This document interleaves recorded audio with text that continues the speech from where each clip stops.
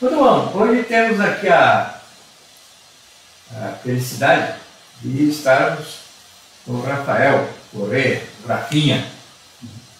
O Rafinha é um dos praticantes mais antigos que a gente tem aqui no Instituto. E eu digo isso com boca cheia. Ele é o melhor o quê do Brasil. Porque eu não conheço nenhum melhor que ele, né? Pode ser que tenha, né? Mas é realmente um quê espetacular. Quando a gente quer fazer uma técnica difícil, a gente chama o Rafinha e tudo fica fácil. Eu queria, para início, que você se apresentasse para o público que não conhece, por favor. Boa noite a todos. Primeiro gostaria de agradecer o convite do Sensei para essa conversa. Meu nome é Rafael Corrêa, eu sou fisioterapeuta e osteopata e também sou aluno do Shinhan Wagner Bull já faz um tempinho. Estava vindo para cá, fiquei pensando, agora no início do ano que vem vai completar 27 anos de prática. Então mais da metade da minha vida treinando no yoga. Então, que bom. Então é muito bacana, muito gostoso. Então, esse sou eu. Olá. Muito bom. Você entrou aqui, já estava aqui no dojo da Rua Mal, né? Como era o ambiente naquela época? Como você sentiu o ambiente naquela época? Quando eu vim para cá pela primeira vez, meu pai me trouxe, eu tinha 16 anos. Apesar de eu não ter a mínima noção do que era Aikido, o ambiente do dojo me encantou. Naquela época o dojo era menor de tamanho do que é hoje, né? Mas já houve um encantamento. Eu lembro até hoje da primeira vez que eu vim, foi no domingo, 9 da manhã. Eu cheguei a reclamar com meu pai de acordar cedo para mim, mas foi muito bacana, porque na época eu e meu irmão, nós treinávamos jiu-jitsu e logo depois de assistir a aula, ainda tinha aquele esquema, a gente veio, eu te deixo assim, assiste a aula inteira, depois nós conversamos. E no mesmo dia, a gente saiu, meu pai falou, ei, eu quero treinar. Fiquei muito admirado com os movimentos plásticos que eu havia visto na época. E o ambiente foi muito diferente do que eu estava acostumado, na verdade. Você já vai fazer 27 anos.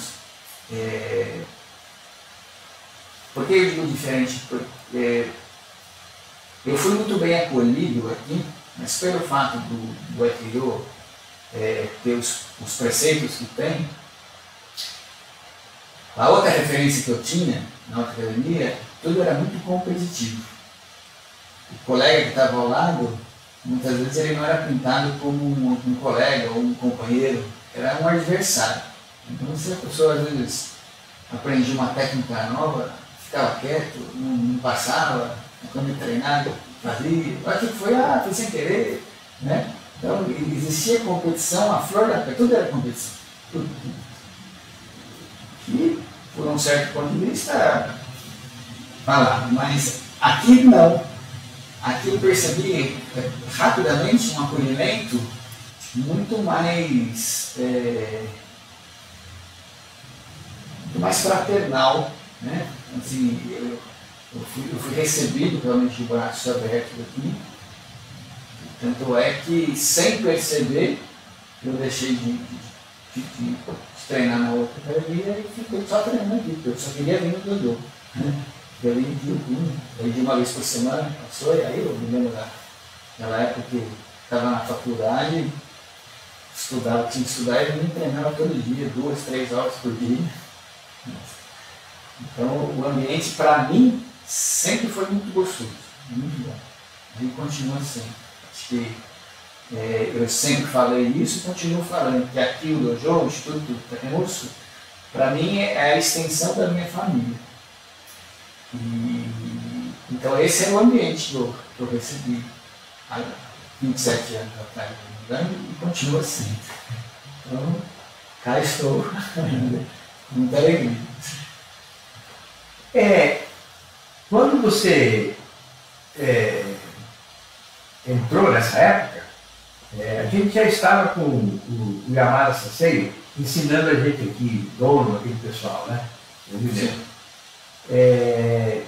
E você então entrou numa época boa, porque foi na época que a gente estava recebendo os ensinamentos de fazer as técnicas, coreografias das técnicas direitinho, né? Mas principalmente os ukemi, né?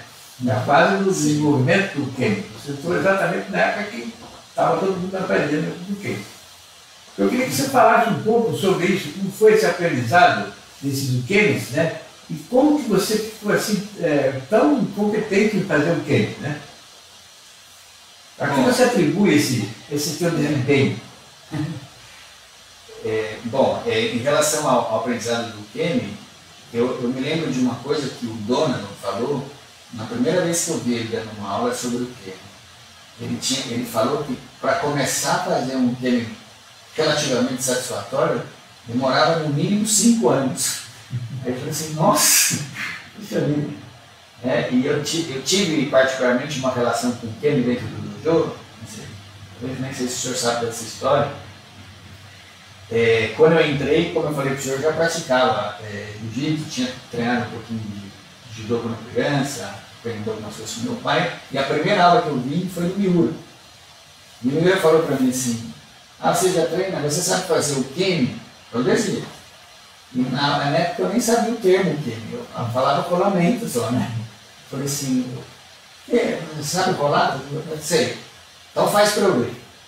Aí eu fiz no ukemi.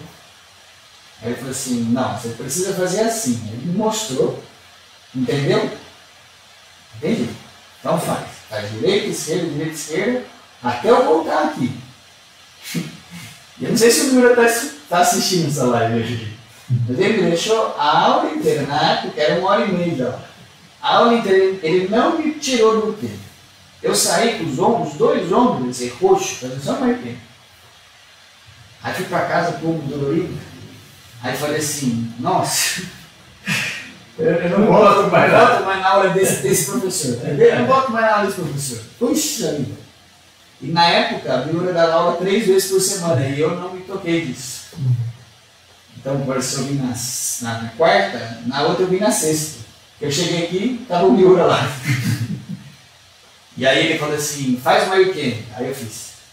Aí eu falei assim, agora sabe fazer para trás? Eu falei, não. Aí ele falou, o Shirokai tem o quê? Ele me mostrou.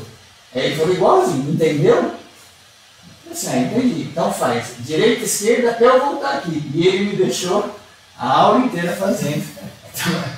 Então eu saí meio traumatizado, mas eu não sei se foi aí que comecei a pegar gosto pelo negócio.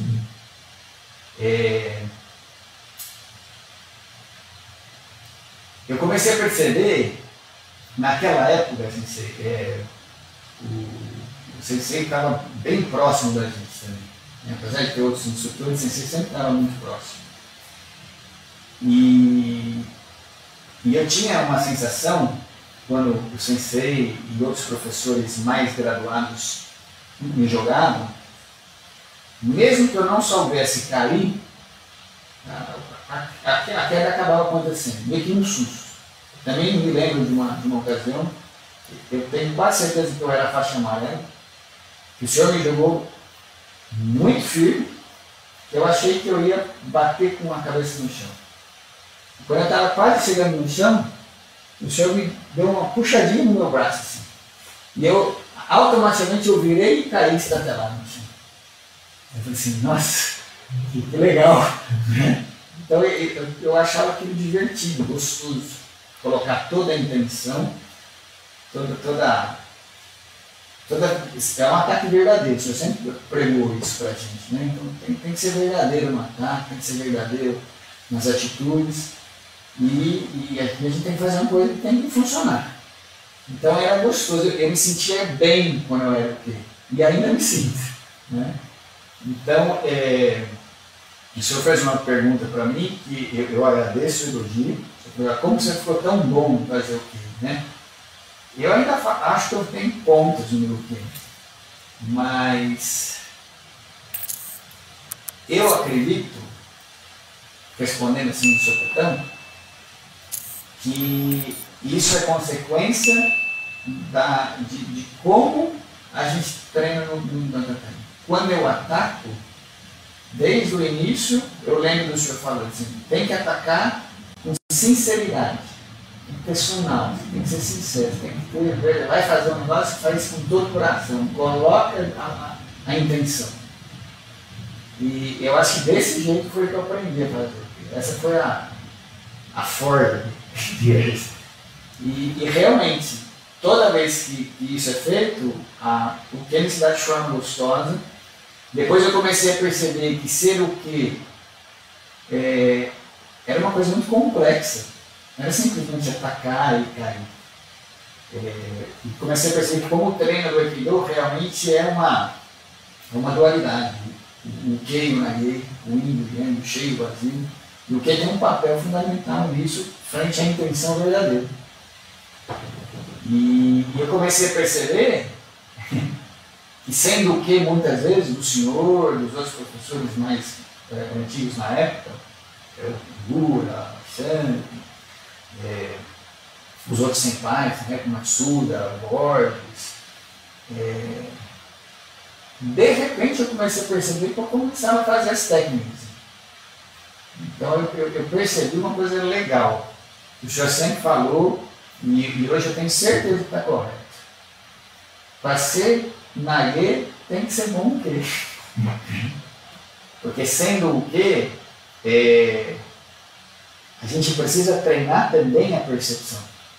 O senhor que dá um treino de percepção para o Nage, mas quando nós estamos na outra função, e aproveitando, talvez existam pessoas que não pratiquem Aikido ou arte marcial assistindo na live,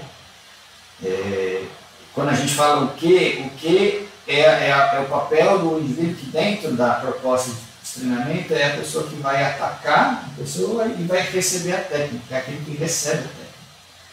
Então nós precisamos sempre ficar alerta, ligado, sempre no tempo. Seja para que não se machuque simplesmente, seja por uma proposta eventualmente de uma possível contra-ataque. Né? Como o senhor sempre falou para a gente, né? A gente, apesar de treinarmos fórmulas em kata, dentro dessa proposta nós temos que tentar fazer o mais real possível. Né? Então, o papel do que é fundamental. Não pode cair de maduro. Para ser o mais real possível dentro de uma proposta pré-determinada, o que tem que estar vivo. E isso é muito gostoso. É gostoso, esse carga, levanta. Por mais que a gente acabe fisicamente cansado, a sensação é muito gostosa. Realmente você está quebrado, mas está soltinho. Então, acho que é essa. Acho que é assim. Segredo. Esse foi o meu jeito. Não sei se é o segredo, mas acho que foi assim o meu caminho. Né? Mas a gente sempre, você falando, a gente sempre separa com entusiasmo. Você gosta de brincar.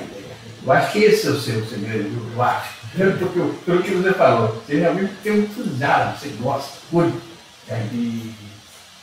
E é uma verdade. Eu estou aqui já há muitos anos, já tive muitas vivências pessoais dentro do dojo, com professores antigos. Eu tenho como irmão, o professor Alexandre, o sensei como um grande orientador, mentor. E realmente essa máxima, né? O senhor inclusive falou hoje na aula. Quem não sabe, estava treinando direto para cá. Né? Quando eu vou fazer, o importante é que eu faça o meu melhor. Né? Essa proposta é muito boa.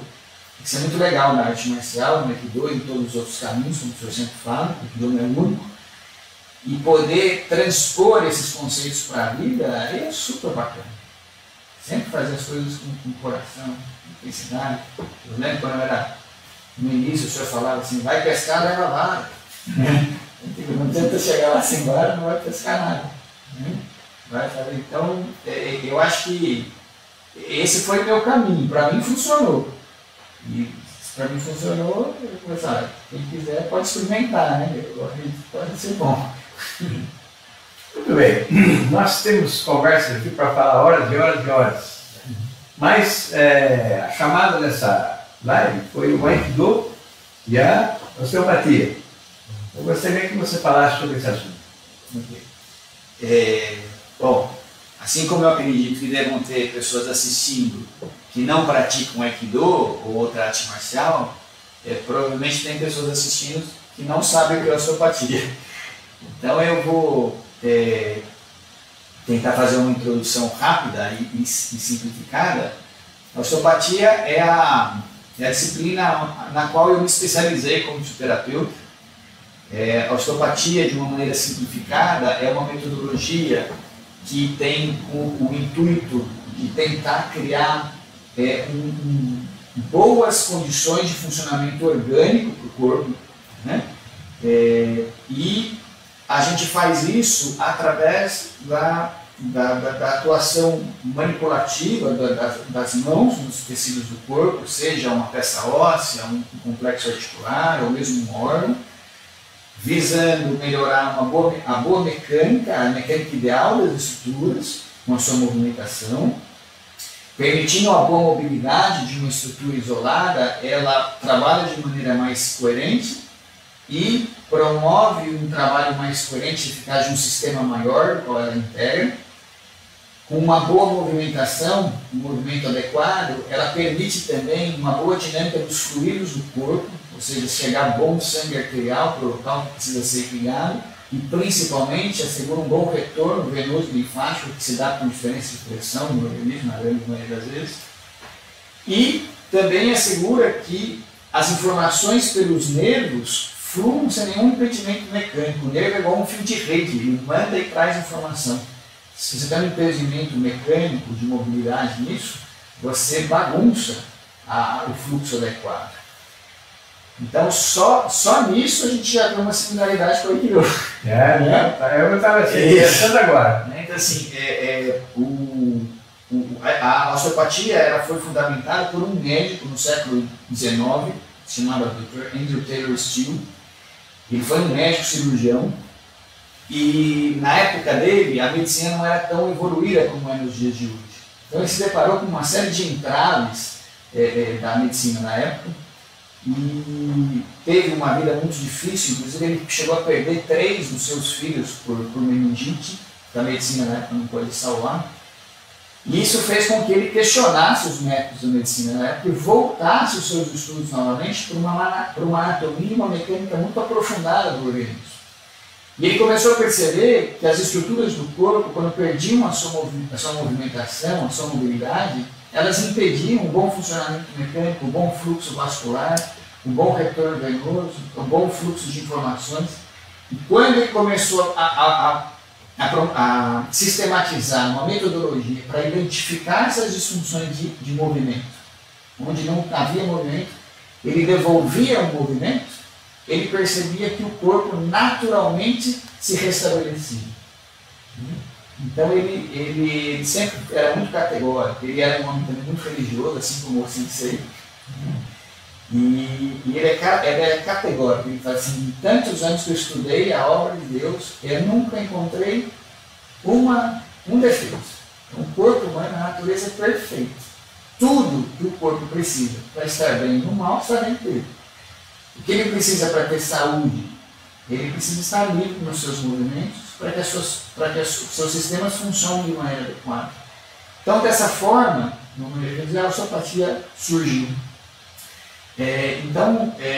No próprio Aikido a gente trabalha com essa proposta, né? Da movimentação, movimentação do corpo, movimentação da mente, a movimentação da energia, do Ki, né? Onde existe rigidez, o Ki não pode fluir. Né? Onde está a nossa intenção, a nossa energia está lá. Então isso no meu dia a dia, com os meus pacientes, isso é muito real para mim. Isso é muito legal. Eu acabo de lembrar de uma coisa muito bacana, a gente vai conversando e lembrando. Quando eu entrei na faculdade de fisioterapia, eu acho que o senhor também não deve lembrar disso. O senhor falou assim: poxa, a fisioterapia é muito legal, assim, por causa disso. E aí o senhor falou assim: o Aikido vai ser útil para você. Porque você vai conseguir perceber até onde você pode chegar no paciente. O MAI com o seu paciente é o que não vai te ajudar. E é verdade. Né? Então, assim, quando uma pessoa chega para o nosso tratamento, apesar das pessoas terem perfis diferentes, personalidades diferentes, sempre está ali uma pessoa que está, em algum sentido, fragilizada e vulnerável. Né? Então, é importante que a gente tenha extremo respeito, em virtude disso, pelaquele indivíduo ou pelaquela família. Hoje eu faço um trabalho muito mais voltado para a área da pediatria, né? Então, tratar um bebê, tratar uma criança, envolve tratar uma família maior. Então, é um divasar mesmo de pessoas. E conseguir perceber, ou pelo menos ter a possibilidade de muitas vezes perceber até quando eu posso adentrar um assunto, como eu devo abordar um assunto de uma forma mais harmônica e delicada, sem haver choque, sem haver depreciação, sem haver maus entendidos. Isso é muito bacana. E isso eu vejo como o Aikido, como uma prática de percepção, me ajuda na minha dinâmica do dia a dia. Não só no físico, com as mãos, quando eu toco o corpo de uma pessoa, de um paciente, e inclusive no trato da conversa. Né? Porque quando eu trato um bebê, quem vem entre aspas para cima de mim é o pai e a mãe. E mexer com pai e mãe com uma criança é desafiador. Né? Talvez a parte mais desafiadora dentro da minha prática clínica em pediatria é o trato com a família, o trato com os pais. Né? Porque o bebê é muito verdadeiro também. Ele não tem malícia. Os tecidos do organismo falam por si só. Então, o organismo que a gente põe a mão, se eu não estiver presente, isso também o Aikido me ajuda muito. Eu tenho que estar presente ali. Né? Se eu estou fazendo um treino e estou pensando, se eu deixar a janela de casa aberta e está chovendo, provavelmente a chance de eu me machucar é muito maior. Né? Tem que estar 100% presente. E no tratamento também. O adulto, quando a gente trata adultos, pequenas dispersões passam às vezes desapercebidas, mas com o bebê não acontece, com a criança não acontece. Então é um desafio também, porque é necessário que você esteja 100% presente, 100% conectado com aquele indivíduo. E isso o Aikido me ajuda muito. Então hoje às vezes eu brinco, eu treino Aikido aqui no tatame e treino Aikido na prática clínica. Né? Porque se você tem uma estrutura de um corpo, como eu falei para vocês, que não tem movimento, não tem mobilidade, que perdeu esse movimento, independente do motivo que seja, não adianta eu forçar essa estrutura a se movimentar. Porque senão a chance de eu machucar o paciente é muito grande, a chance de eu lesionar o tecido é muito grande. Eu preciso justamente usar o tanto de força, o tanto de intenção que aquela estrutura permite que eu use. Se eu passar daquele tanto, ou ela enrijece, o corpo tem uma reação de proteção, não permite que eu faça, ou eu vou lesionar o tecido e vou machucar o paciente. Então, na prática clínica, na osteopatia, ou faz direito ou não faz. É igual o senhor fala com isso. Então, fazer o meu melhor. Eu faço o que eu preciso dentro do que o tecido, dentro do que a estrutura do corpo do indivíduo permite que eu faça. Isso é muito bacana, porque com adulto isso passa às vezes a perceber. Você vai pegar uma pessoa com um físico mais forte, mais robusto, às vezes você vai dizer, você pode, aguenta firme aí que eu vou usar um marreta aqui. A pessoa não aguenta. Mas muitas vezes, dependendo da estrutura do paciente, seja os dois extremos da vida, como exemplo, um idoso ou um bebê, essa estrutura não permite isso. Não permite que eu me imponha sobre o tecido. Eu preciso respeitar os limites. E é muito gostoso, porque quando você respeita os limites, as estruturas também cooperam. Então, o corpo tem uma sabedoria inata fantástica. quando isso é respeitado, as coisas fluem. Então isso é muito bacana. Eu sempre tenho feito as analogias do meu treino com a minha prática, e algumas vezes a minha prática com o treino, como hoje eu comentei com o senhor, caiu uma ficha que o senhor falou. Então, acho que é mais ou menos por aí. Você disse que o fundador que era uma pessoa muito religiosa. Como ele manifestava isso? Ele falava sobre isso? Sim, o Toresil, o pai dele, era um pastor metodista. E ele teve muito boa influência desse pai, porque o Toresil viveu ainda na época da escravidão nos Estados Unidos. E o pai dele, Abraham Steele, ele era da igreja metodista, da frente metodista, que era a favor da libertação dos escravos. E ele começou a incomodar o grupo da igreja, dessas ideias, e ele começou a ser mandado cada vez mais para dentro do território no oeste, né? E foi sendo jogado para lá. E então, através da influência do pai, o Toresil cresceu nesse meio, né? E ele era muito religioso. Ele falava abertamente, né, que o homem e a natureza era obra de Deus, que o ser humano, o organismo humano, assim como toda a natureza, era perfeita. Como os medicamentos do século XIX assim, não eram tão bons como é hoje em dia. Hoje em dia eles funcionam muito bem e têm seus efeitos adversos, efeitos colaterais. Quando a gente vai ver naquela época, era muito mais efeito colateral do que funcionar. A gente pega, tem textos da época, o estudo que eu leio, que as pessoas eram tratadas com opioides, ópio e uísque. As pessoas eram dando uísque. Então, dentro disso ganhava problema de alcoolismo, né? Então, o Dr. Steele era extremamente contra isso. Ele falava que a maior farmácia de Deus está dentro do próprio corpo humano. Se o corpo ele é perfeito, sempre que eu estudo o corpo, eu vejo a perfeição. Ele falava isso. Falava, o corpo, o ser humano, no século XIX, ele falava isso. O ser humano é corpo, mente e espírito.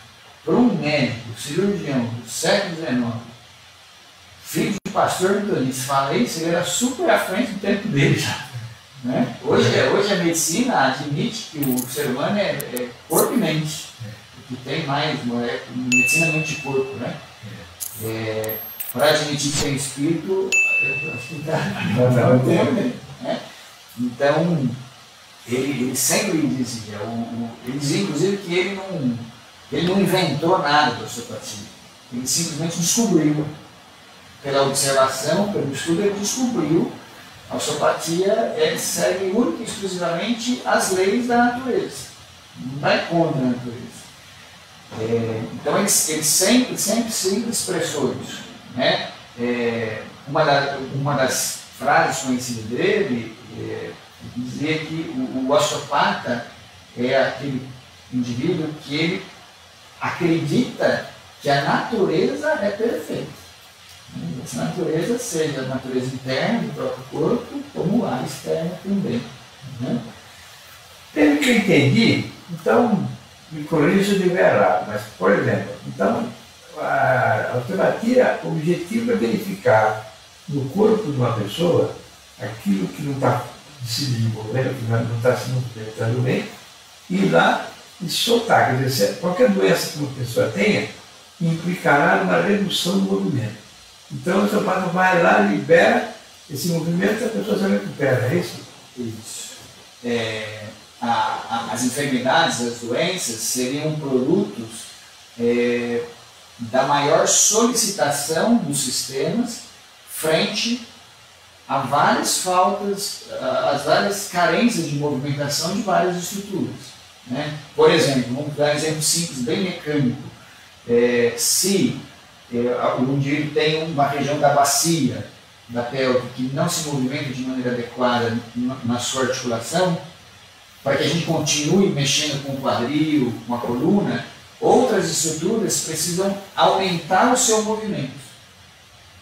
Quando ela aumenta o movimento, ela exige mais dos tecidos. Essa maior exigência por muito tempo aumenta os desgastes, gera inflamações, gera dores e sintomas. E aí quando a gente vai ver, classicamente eu fui treinado para dizer, ok, uma pessoa tem uma hernia de disco, um problema em torno dele, essa hernia aí está dando dor. Bom, ok, momentaneamente quando a hernia inflama, a inflamação dá dor. Mas ao nível celular, a inflamação é uma reação fisiológica do próprio organismo para organizar as coisas. O que acontece nesse corpo que gera muita sobrecarga mecânica naquela articulação que resultou no desgaste e no aparecimento da hernia? Será que, se a gente restabelecer a função das estruturas que não se movimentam, o corpo vai continuar precisando de tanta adaptação mecânica que sobrecarrega aquela coluna? Muito provavelmente não. A gente libera o movimento, o próprio corpo se reorganiza, diminui a solicitação mecânica daquela região e dá mais condições para o corpo se restabelecer, a inflamação cursa até o final de maneira mais adequada e assim por diante. Isso pode ser extrapolado para vários padrões de enfermidades. Uma pergunta, por exemplo, uma pessoa pode estar tensa, mas ela não está, pelo menos aparentemente, limitada no seu movimento, embora ela esteja tensa. Né? Até que ponto a tensão implica na redução do movimento e até que ponto isso se estende um prejuízo à saúde? Quando existe tensão, essa palavra tensão pode ser muito ampla. Mas quando existe tensão ou rigidez, por mais que a gente não veja num movimento grande, num movimento macro, ela sempre vai acarretar uma perda de mobilidade, mesmo que seja pequena. Para que eu faça um movimento do ombro, para que eu levante meu ombro aqui, esse movimento grande, ele é fruto de vários pequenos movimentos.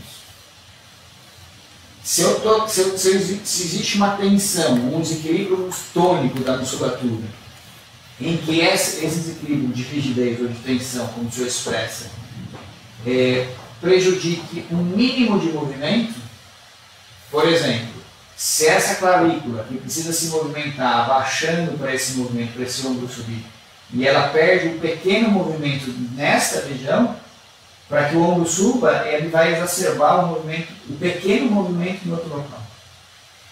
Uma falta de mobilidade sempre vai exigir do organismo uma adaptação. O corpo humano tem uma capacidade de adaptação enorme para que ele continue desempenhando as suas funções orgânicas e mecânicas. Dessa forma, não necessariamente uma falta de movimento aqui hoje imediatamente vai me gerar um prejuízo de função ou de saúde. Mas a somatória disso ao longo do tempo, com certeza irá. Vou dar um exemplo. O sujeito torce o pé agora. Ele vai andar meio mancando, meio compensando e toca a vida. Pode ser que ele proteja o pé que ele machucou, rodando um pouquinho o pé para fora. Isso vai gerar uma adaptação na mecânica do joelho, que vai continuar funcionando. Mas para esse funcionar dessa forma, o quadril vai precisar fazer uma pequena adaptaçãozinha, que vai continuar movimentando, uma adaptação, que exige uma adaptação da bacia, que vai assim exigir uma adaptação da coluna, e assim vai. Pode-se passar anos e a pessoa chegar no meu consultório com uma dor no pescoço.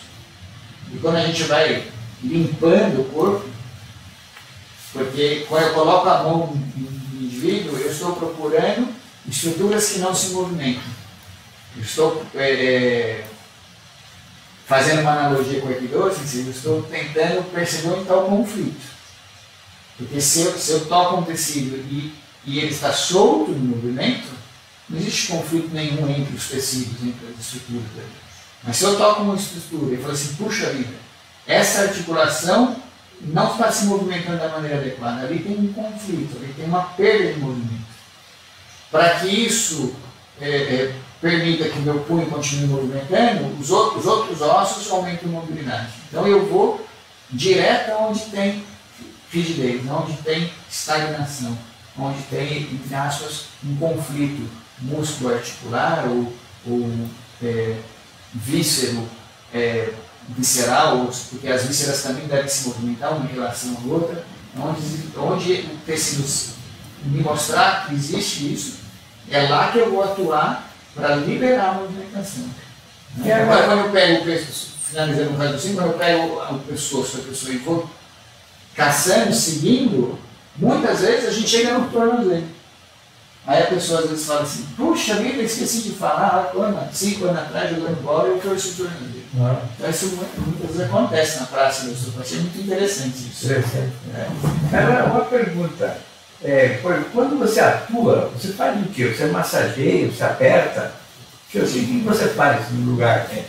Assim, de uma maneira generalizada, geralmente o fisioterapeuta fica bravo quando as pessoas falam, você está massageando, né? Eu já passei dessa fase, porque legalmente, no fundo parece que a gente está massageando. Então, a massoterapia, onde você impõe a mão em cima de um tecido e manipula com esse tecido, seja com toques, apertando, esticando, estirando, torcendo, né? Na verdade é isso que a gente faz.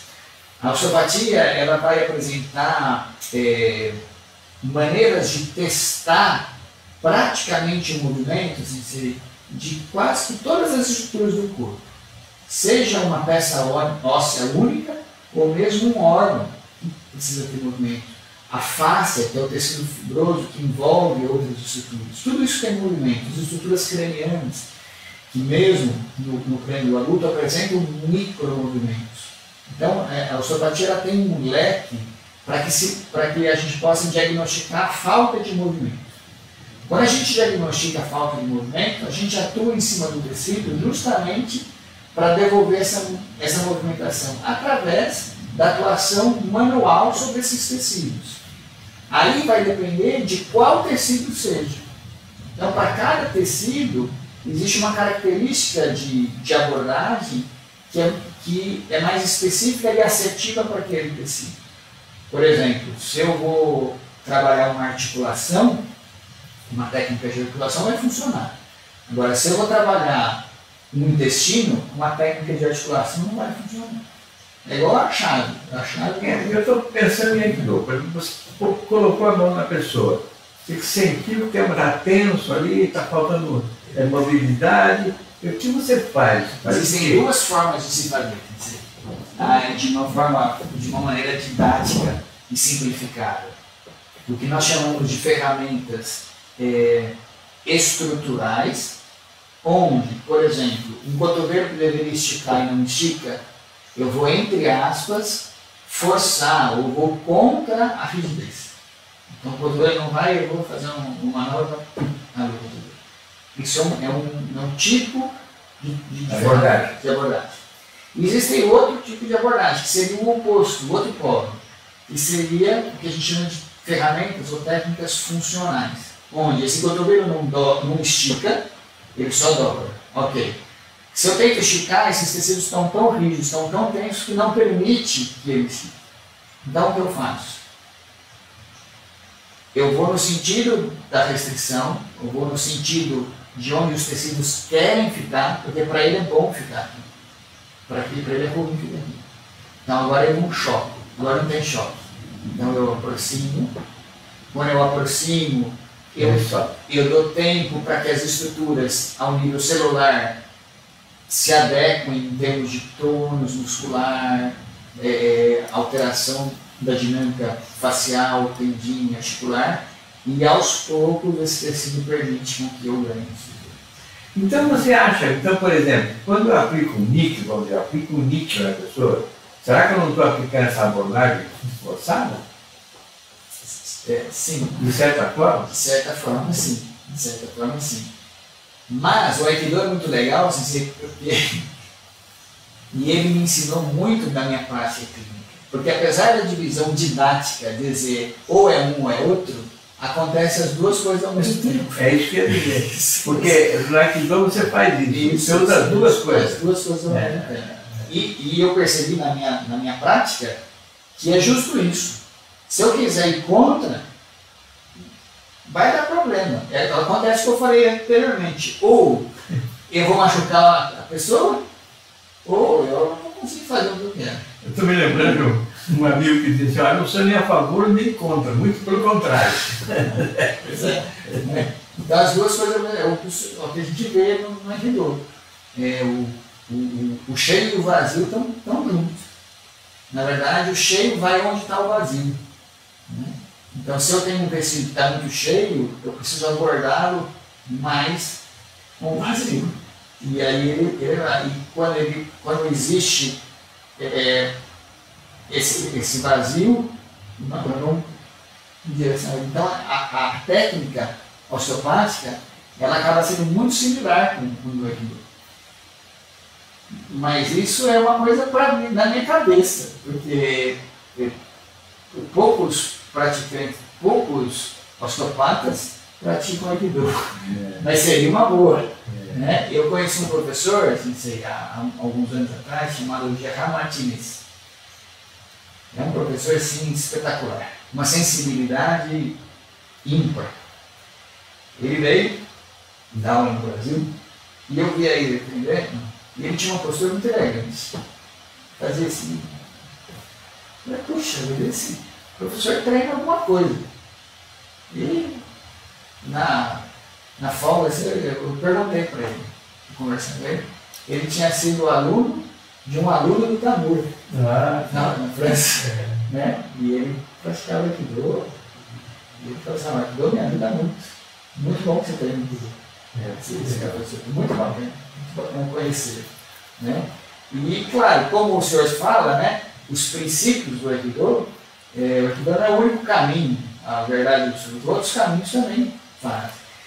Então, quando eu vejo os meus colegas que praticam, que têm práticas corporais, como as artes marciais, bem treinadas, o Aikido no meu caso, Karatê, Judô, Jiu-Jitsu, eles têm uma sensibilidade para a manualidade, para o trato do paciente bem diferenciada, quando instintivamente ele começa a perceber esses caminhos.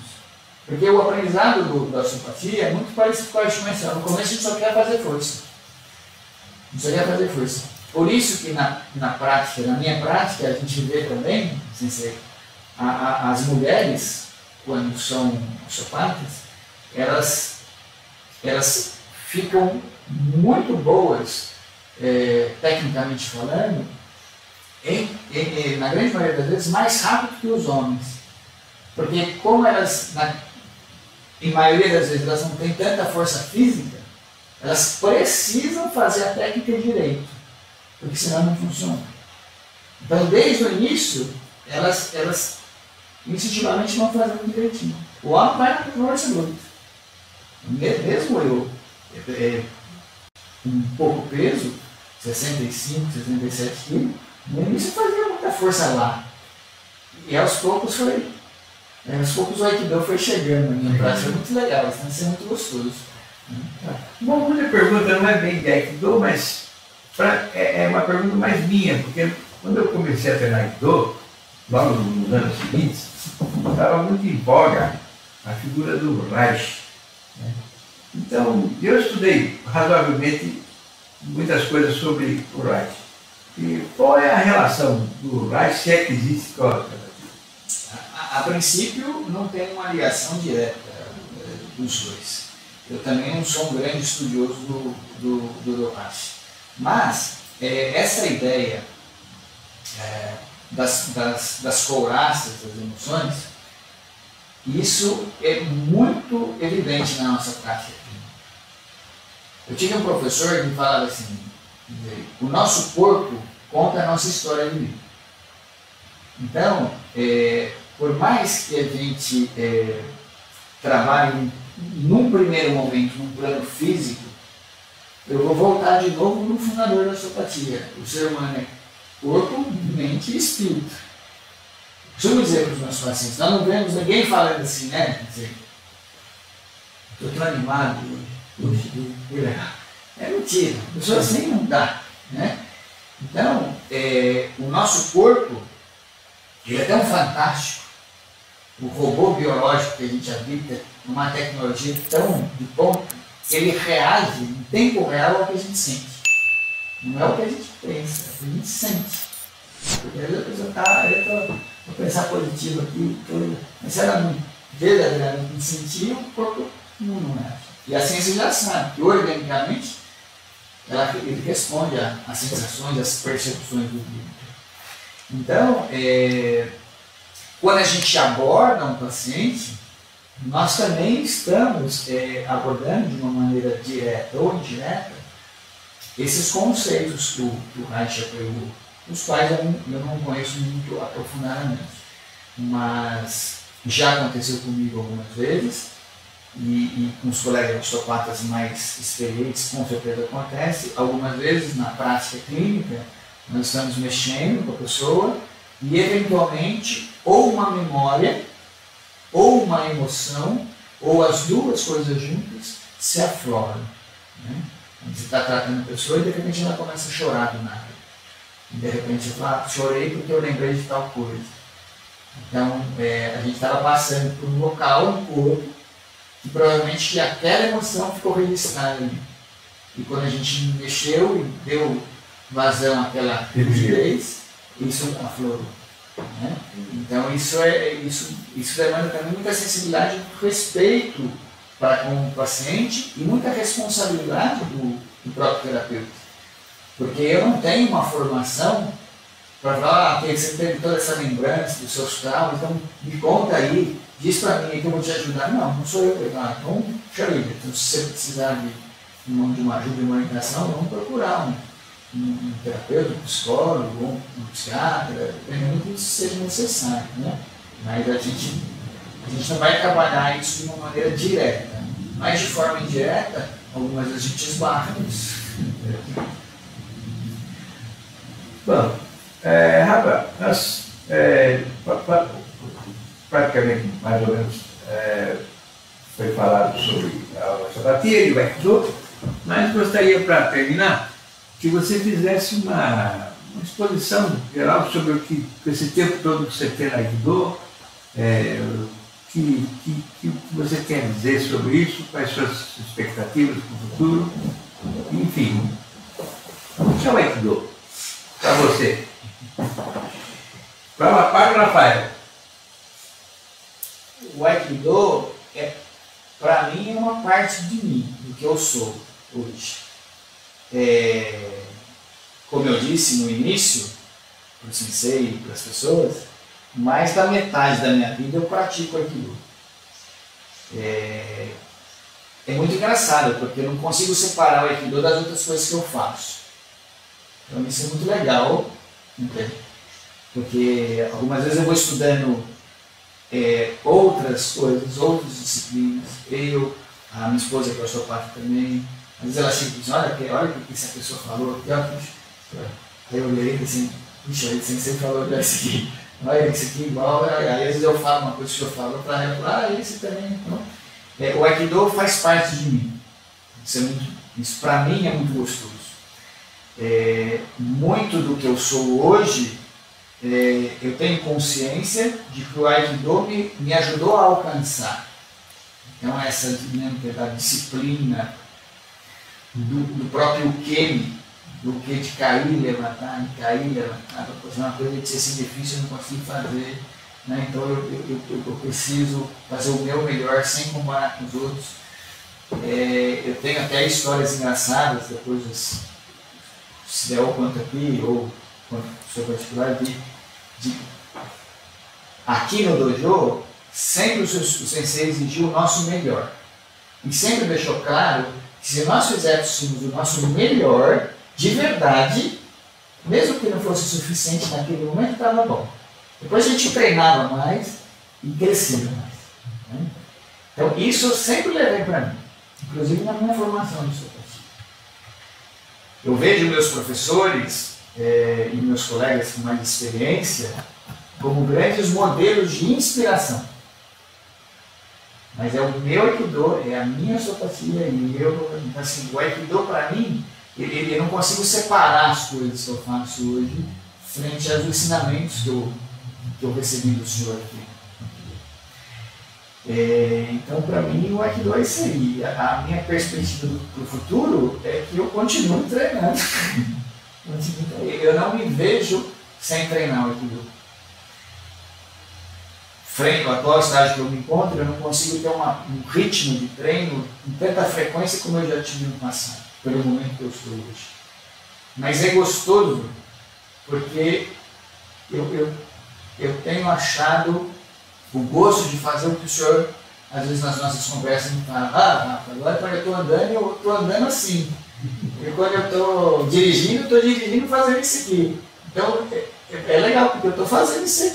Quando eu estou tratando, quando eu estou dirigindo, quando eu estou andando, treinando.